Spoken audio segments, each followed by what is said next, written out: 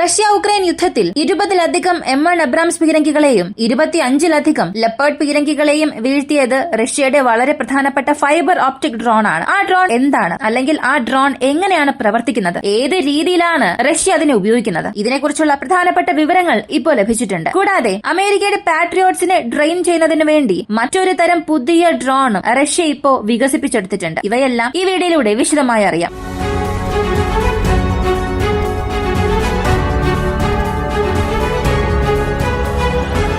Drone warfare. Russia Ukraine യുദ്ധം ആരംഭിച്ചതിനു ശേഷം ലോക യുദ്ധ ചരിത്രത്തിൽ തന്നെ ഈ ഡ്രോൺസിനെ എങ്ങനെയെല്ലാം ഉപയോഗിക്കാൻ സാധിക്കും, വളരെ കുറഞ്ഞ മൂല്യമുള്ള ഡ്രോൺസ് ഉപയോഗിച്ച് എങ്ങനെ പല $1 മില്യൺ വിലമതിക്കുന്ന വസ്തുക്കളെ നശിപ്പിക്കാൻ കഴിയുമെന്നുള്ളതെല്ലാം റഷ്യ ഉക്രൈൻ യുദ്ധം വളരെ വ്യക്തമായി തന്നെ കാണിച്ചു തന്നു. ഈ യുദ്ധത്തെ സംബന്ധിച്ച് കൂടുതൽ നാശനഷ്ടം റോക്കറ്റ്സുകൾ എങ്ങനെയാണോ സൃഷ്ടിച്ചത്, അതുപോലെ തന്നെ ഗണ്യമായ നാശനഷ്ടം ഡ്രോൺസും അവിടെ വരുത്തിവെച്ചു. ഇങ്ങനെ ഈ ഒരു സാഹചര്യത്തിൽ ഡ്രോൺസിനായാലും ചില ലിമിറ്റേഷൻസ് ഉണ്ട്. കാരണം ഈ ഡ്രോൺസ് എല്ലാം എങ്ങനെയാണ് കമ്മ്യൂണിക്കേറ്റ് ചെയ്യുന്നതെന്ന് ചോദിച്ചാൽ റേഡിയോ ഫ്രീക്വൻസി വഴിയാണ്. RF ഫ്രീക്വൻസി, ട്രാൻസ്മിറ്ററിനും റിസീവറിനും ഇടയിൽ നടക്കുന്ന കമ്മ്യൂണിക്കേഷൻ വഴി. ആ ഡ്രോണിൽ നിന്നും സെൻഡ് ആകുന്ന സിഗ്നൽസ് താഴെ ഓപ്പറേറ്ററുടെ റിസീവറിലേക്ക് റിസീവ് ആകും. എന്നാൽ ഒരു കണ്ടസ്റ്റന്റ് എൻവയോൺമെന്റിൽ, GPS ഡിനൈഡ് എൻവയോൺമെന്റിൽ, ആശയവിനിമയങ്ങളെല്ലാം തടസ്സപ്പെടുത്തിയ ഒരു എൻവയോൺമെന്റിൽ ഡ്രോണിനെ കൊണ്ട് ശരിയായി പ്രവർത്തിക്കാൻ സാധിക്കില്ല. അതിലൂടെ യാതൊരു ലൈവ് ഫുട്ടേജ് അല്ലെങ്കിൽ കോർഡിനേറ്റ്സും താഴെയുള്ള ഓപ്പറേറ്റർക്ക് സെൻഡ് ചെയ്യാൻ സാധിക്കില്ല. എന്നാൽ ഈ സാഹചര്യമെല്ലാം ഏപ്രിൽ മാസം 2024 ഉക്രൈനിൽ അവസാനത്തിൽ വന്നു. ഒരു ലെപ്പേർഡ് പീരങ്കി ഉക്രൈന്റെ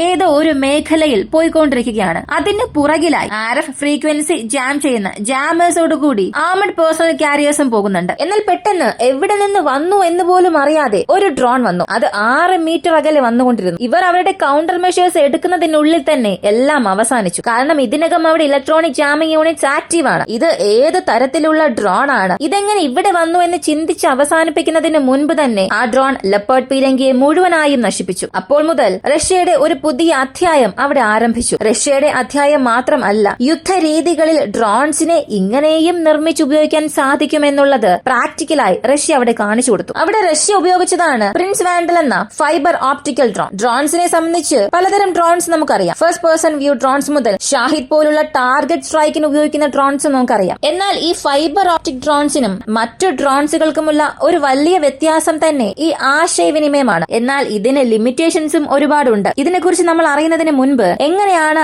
ഈ ഡ്രോൺസ് റഷ്യ ഉക്രൈൻ യുദ്ധത്തിൽ ഉപയോഗിച്ചത് എന്നറിയണം. സാധാരണ ഫൈബർ ഓപ്റ്റിക് ഡ്രോൺസിൽ 2 കാറ്റഗറി ഉണ്ട്. അതിന്റെ റേഞ്ചിൽ തന്നെ നോർമൽ ഫൈബർ ഓപ്റ്റിക് ഡ്രോൺസിന്റെ റേഞ്ച് എന്നത് വെറും 1 സ്ക്വയർ മൈൽ മാത്രമാണ്. അതായത് ഏകദേശം 2 കിലോമീറ്ററിനുള്ളിൽ അതിന്റെ പരമാവധി പരിധി അവസാനിക്കും. അടുത്തത് സ്റ്റാൻഡേർഡ് ഫൈബർ ഓപ്റ്റിക് ഡ്രോൺസ് ആണ്. ഇതിന്റെ പരമാവധി റേഞ്ച് എന്നത് 4 മുതൽ 5 സ്ക്വയർ കിലോമീറ്റർ ഉണ്ടാകും. കാരണം ആദ്യത്തെ കാറ്റഗറിയുമായി കമ്പയർ ചെയ്യുമ്പോൾ ഇത് ഒരല്പം വലിയ സൈസാണ്. അതിന്റെ വാർഹെഡും അധികമാണ്. ഈ ഡ്രോൺ റഷ്യ എങ്ങനെ ഉപയോഗിച്ചു എന്ന് നോക്കിയാൽ റഷ്യയുടെ target accusation and observation drones ഇതിനെ ആദ്യം അകത്തേക്ക് അയക്കും. ഇതിന്റെ റേഞ്ച് 600 കിലോമീറ്ററിലും അധികമാണ്. ഇത് അകത്തേക്ക് പോയി ചെയ്യുന്നത് എവിടെയെല്ലാമാണ് ഉക്രൈന്റെ ആർട്ടിലറി ഗ്രൂപ്പ്സ് ഉള്ളത്, എവിടെയെല്ലാമാണ് അവരുടെ പീരങ്കി ഉള്ളത് എന്നതെല്ലാം ആ ഡ്രോൺ വ്യക്തമായി പരിശോധിച്ച് വിഷ്വൽ ഇമേജസ് ആയും കോർഡിനേറ്റ്സ് ഡിജിറ്റൽ ഫോർമാറ്റിലും റഷ്യയുടെ കമാൻഡ് സെന്ററിലേക്ക് അയക്കും. ഇങ്ങനെ കമാൻഡ് സെന്ററിലേക്ക് അയച്ചതിന് ശേഷം അവർക്കുള്ളത് 2 വഴിയാണ്. എന്തായാലും ഷാഹിദ് ഡ്രോൺസിനെ ഇതിനെതിരെ ഉപയോഗിക്കില്ല. ഒന്നുകിൽ ലാൻസ് ഡ്രോൺസിന് അകത്തേക്ക് അയക്കും. കാരണം അതിന്റെ റേഞ്ച് 40-60 കിലോമീറ്റർ വരെയുണ്ട്. അങ്ങനെയുള്ള ഡ്രോൺസിന് അകത്തേക്ക് അയച്ച് ക്രൂവിനെ ആക്രമിക്കണം. അതല്ലെങ്കിൽ വളരെ തൊട്ടടുത്ത് തന്നെ ചൊല്ലണം. റഷ്യ ഉക്രൈൻ യുദ്ധത്തിൽ ഫ്രണ്ട് ലൈനോട് ചേർന്നാണ് ഈ യുദ്ധം തീവ്രമായി നടക്കുന്നത്. ആ ക്രൂ മെമ്പേഴ്സിനെ ആക്രമിക്കണമെന്നുണ്ടെങ്കിൽ റിമോട്ട്ലി ഓപ്പറേറ്റ് ചെയ്യുന്ന ഫസ്റ്റ് പേഴ്സൺ വ്യൂ ഡ്രോൺസോ അല്ലെങ്കിൽ ഫൈബർ ഓപ്റ്റിക് ഡ്രോൺസിനെയോ വെച്ച് ആക്രമിക്കുക. ഇതാണ് വഴി. അപ്പോ ഈ ലാൻസ് ഡ്രോൺസ് എന്നത് ടാർഗറ്റഡ് സ്ട്രൈക്കിന് കൂടുതൽ ഉപയോഗിച്ചാലും അതിന്റെ കോസ്റ്റ് വളരെ കൂടുതലാണ്. മറ്റു ഡ്രോൺസുമായി താരതമ്യം ചെയ്യുമ്പോൾ ഇത് ഒരല്പം കൂടുതലാണ്. അതുകൊണ്ട് റഷ്യ തിരഞ്ഞെടുക്കുന്നത് 2ാമത്തെ വഴിയായിരിക്കും. അതാണ് ഈ ഫൈബർ ഓപ്റ്റിക് ഡ്രോൺസ്. ഇപ്പോൾ സാധാരണ ഡ്രോൺസിന്റെ കമ്മ്യൂണിക്കേഷൻ RF ഫ്രീക്വൻസിയിലായിരിക്കും. അതിന് ഈസിയായി ജാം ചെയ്യാൻ സാധിക്കും. അതുകൊണ്ട് സിഗ്നലും ട്രാൻസ്മിറ്റ് ചെയ്യാൻ സാധിക്കില്ല, അതിന്റെ ടാർഗറ്റിനെ റീച്ച് ചെയ്യാൻ സാധിക്കില്ല. എന്നാൽ ഈ ഫൈബർ ഓപ്റ്റിക് ഡ്രോൺസ് പേരിലൂടെ തന്നെ നിങ്ങൾക്ക് മനസ്സിലായിട്ടുണ്ടാകും. പിന്നിൽ അതിന്റെ ഫൈബർ കേബിൾ ഉണ്ടായിരിക്കും. ഡയറക്റ്റ് ആ കേബിൾ താഴെയുള്ള കൺട്രോളറുമായി കണക്ട് ചെയ്തിട്ടുണ്ടാകും. ഇതിന്റെ ആവറേജ് റേഞ്ച് 2-3 കിലോമീറ്റർ ആണ്. ഇത് കൂടുതലായും മരങ്ങൾ മരങ്ങളില്ലാത്ത പ്രദേശങ്ങളിലും ഓപ്പൺ ഗ്രൗണ്ടിലുമാണ് ഉപയോഗിക്കുന്നത്. മരങ്ങൾ ഉള്ള പ്രദേശങ്ങളിൽ ഇതിനെ ഓപ്പറേറ്റ് ചെയ്യുമ്പോൾ ആ ഡ്രോൺ പൈലറ്റിന്റെ കൺട്രോളിൽ ആയിരിക്കുക എന്നതും സാധാരണ കാര്യമല്ല. ഓപ്പൺ ഗ്രൗണ്ടിൽ ഇതിനെ ഓപ്പറേറ്റ് ചെയ്യുമ്പോൾ അതിന് അധികം തടസ്സങ്ങളൊന്നും കാണില്ല. അങ്ങനെ ഇത് ഓപ്പറേറ്റ് ചെയ്യുമ്പോൾ എങ്ങനെയുള്ള ജാമിംഗ് ഉക്രൈൻ അവിടെ ഉപയോഗിച്ചാലും അതൊന്നും തന്നെ ഇവിടെ യൂസ് ആകില്ല, മുഴുവനായും യൂസ്ലെസ് ആയി മാറും. അങ്ങനെ ജാമിംഗ് അവിടെ ഉപയോഗിക്കാൻ സാധിച്ചില്ല.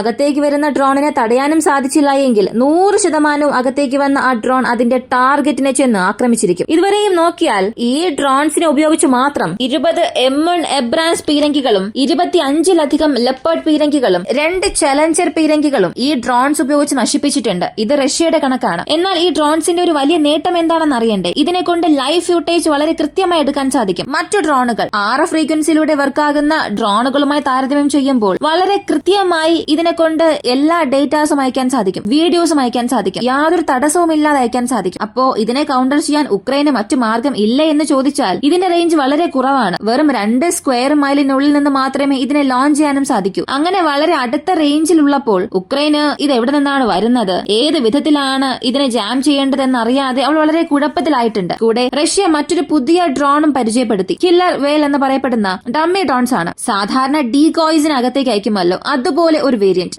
ഡമ്മി ഡ്രോൺസിനെ കുറിച്ച് പൊതുവെ ഒരുപാട് പേർക്ക് ഒരുപാട് സംശയമുണ്ട്. എങ്ങനെയാണ് ഒരു ഡ്രോണിനെ കൊണ്ട് ഒരു മിസൈൽ അയക്കുന്ന റഡാർ ക്രോസ് സെക്ഷൻ അയക്കാൻ സാധിക്കുക, അല്ലെങ്കിൽ എങ്ങനെയാണ് അതിനനുസരിച്ചതുപോലുള്ള വിഷ്വൽ ഇമേജ് കൊടുക്കാൻ സാധിക്കുക എന്നൊക്കെ സംശയം വരാം. സത്യത്തിൽ ഈ ഡ്രോൺസിനെ നിർമ്മിക്കുമ്പോൾ പ്രധാനമായും 2 കാര്യങ്ങളിലായിരിക്കും ശ്രദ്ധ കേന്ദ്രീകരിക്കുക. ഒന്നാമത്തേത് ഫിസിക്കലി അതിന്റെ സൈസ് ഒരു മിസൈൽ റഡാർ ക്രോസ് സെക്ഷന് അനുസരിച്ചതുപോലെ ആയിരിക്കും. ഉദാഹരണത്തിന് റഷ്യയുടെ ഒരു മിസൈൽ അകത്തേക്ക് വരികയാണെങ്കിൽ അതിന്റെ RCS റഡാർ ക്രോസ് സെക്ഷൻ എന്നത് 1 സ്ക്വയർ മീറ്ററിലാണെന്ന് ചിന്തിക്കുക. അതേ അളവ് RCS പ്രൊഡ്യൂസ് ചെയ്യുന്നത് പോലെയായിരിക്കും ഫിസിക്കലി ആ ഡ്രോണിനെ ഡിസൈൻ ചെയ്യുന്നത്. രണ്ടാമതുള്ളത് ആ ഡ്രോണിൽ എക്സ്റ്റേണൽ സ്ട്രക്ചേഴ്സ് ആഡ് ചെയ്യും. ആ ഡ്രോണിന്റെ റഡാർ ക്രോസ് സെക്ഷൻ കുറയ്ക്കുന്നത് പോലെയും കൂട്ടുന്നത് പോലെയുമുള്ള രീതിയിലായിരിക്കും അതിന്റെ എക്സ്റ്റേണൽ സ്ട്രക്ചേഴ്സ് വരിക. കാരണം എല്ലാ സമയങ്ങളിലും ഒരേപോലുള്ള RCS ലഭിക്കുന്നത് പോലെ അയച്ചാൽ പെട്ടെന്ന് കണ്ടെത്താൻ സാധിക്കും. അതിനാൽ ഡിസൈനിൽ തന്നെ പല മാറ്റങ്ങൾ വരുത്തും. അടുത്ത് അതിലുള്ള മെറ്റീരിയൽസ് എന്താണ് എന്നുള്ളതും പ്രധാനപ്പെട്ട പങ്ക് വഹിച്ചിരിക്കും. കാരണം അധികം റഡാർ ക്രോസ് സെക്ഷൻസ് എമിറ്റ് ചെയ്യുന്ന മെറ്റീരിയൽസും ഉണ്ട്. ഇങ്ങനെയുള്ള ഡ്രോൺസിനെ റഷ്യ അകത്തേക്ക് അയക്കുമ്പോൾ അത് ഉക്രൈന്റെ പാട്രിയോട്സിനെയും മറ്റ് സംവിധാനങ്ങളെല്ലാം നശിപ്പിക്കും. ചിന്തിച്ചു നോക്കുക,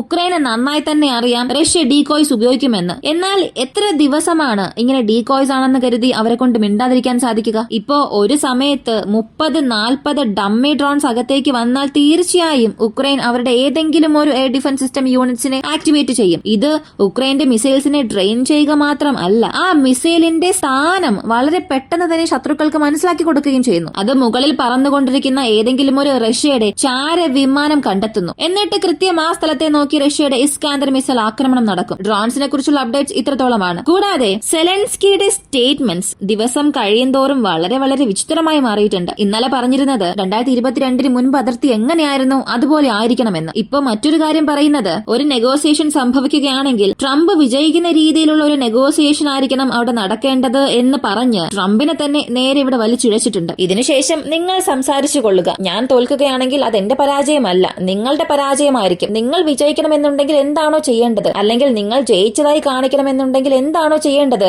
അതെല്ലാം നിങ്ങൾ ചെയ്യുക എന്ന രീതിയിലാണ് ഇപ്പോ സെലൻസ്കിയുടെ ഈ സ്റ്റേറ്റ്മെന്റ് വരിക. ഇങ്ങനെ റഷ്യ ഉക്രൈൻ യുദ്ധത്തിൽ ഓരോ ദിവസവും ഇവരുടെ സ്റ്റേറ്റ്മെന്റ്സ് കാണുമ്പോൾ അവിടെ രാഷ്ട്രീയം നടക്കുകയാണോ അല്ലെങ്കിൽ മറ്റെന്തെങ്കിലും കളികൾ നടക്കുകയാണോ എന്ന് പോലും തോന്നിപ്പോകും. അത്രത്തോളം വളരെ വേഴ്സ്റ്റായി മാറിയിരിക്കുകയാണ്. മറ്റൊരു ഭാഗത്ത് പോളണ്ട് പ്രസിഡന്റ് ഒരു കാര്യം പറഞ്ഞു, തീർച്ചയായും റഷ്യ സമാധാന ചർച്ചയ്ക്ക് വരണം എന്ന് ഒരു ആവശ്യമേ ഞങ്ങൾക്ക് ഇല്ല. റഷ്യയെ സമാധാന ചർച്ചയ്ക്ക് നമ്മളായിട്ട് ചെന്ന് വിളിക്കാൻ പാടില്ല, നമ്മൾ അവിടെ ഇറങ്ങിച്ചെന്നതുപോലെയാകും. നമ്മൾ നമ്മളുടെ ഡിഫൻസിനെ സ്ട്രോങ് ചെയ്യണമെന്നുണ്ടെങ്കിൽ റഷ്യ അറിഞ്ഞുകൊണ്ട് ഈ സമാധാന ചർച്ചയ്ക്ക് വരണം. മൊത്തത്തിൽ ആരും ഈ യുദ്ധത്തെ അവസാനിപ്പിക്കാൻ തയ്യാറാകുന്നില്ല. ഒരു ഭാഗത്ത് ട്രംപ് പറയുന്നത് തീർച്ചയായും ഈ യുദ്ധം അവസാനിപ്പിച്ചില്ലെങ്കിൽ അതിന്റെ അനന്തര ഫലങ്ങൾ അനുഭവിക്കുമെന്ന്. മറ്റൊരു ഭാഗത്ത് റഷ്യ പറയുന്നത് ഞങ്ങളിപ്പോ സ്ട്രോങ് പൊസിഷനിലാണ്, ഞങ്ങൾ ഇവിടെ ഒന്നും വിട്ടുകൊടുക്കണമെന്നുള്ള ആവശ്യമേ ഇല്ല. മറ്റൊരു ഭാഗത്ത് ഇതിൽ ബന്ധമുള്ള ഉക്രൈൻ തന്നെ ഓരോ ദിവസം ഓരോ സ്റ്റേറ്റ്മെന്റ് നൽകുന്നു. പോളണ്ടിനെ കുറിച്ച് പറയുകയേ വേണ്ട. ഇങ്ങനെ എല്ലാവരും ചേർന്ന് ഉക്രൈൻ ഒരു നല്ലൊരു അന്ത്യമായിരിക്കും അവിടെ കുറിക്കാൻ പോകുന്നത്. ഇങ്ങനെയൊക്കെ സംഭവിക്കുകയാണെങ്കിൽ അന്ത്യം അങ്ങനെ തന്നെ ആയിരിക്കും. ഉക്രൈനെ സംബന്ധിച്ച് അദ്ദേഹത്തിന്റെ പേഴ്സണൽ ഈഗോയിൽ നിന്ന് എന്നാണോ പുറത്തു വരുന്നത് അന്നായിരിക്കും ഇതെല്ലാം ശുഭമായി അവസാനിക്കുക. ഈ ഒരു വീഡിയോ കുറിച്ചുള്ള നിങ്ങളുടെ അഭിപ്രായം കമന്റിൽ പറയുക. ഇങ്ങനെയുള്ള വീഡിയോസ് കാണാൻ താല്പര്യമുള്ളവരാണ് നിങ്ങളെങ്കിൽ ഇപ്പോൾ തന്നെ നമ്മുടെ ചാനൽ സബ്സ്ക്രൈബ് ചെയ്യുക. മറ്റൊരു വീഡിയോയുമായി വീണ്ടും കാണാം.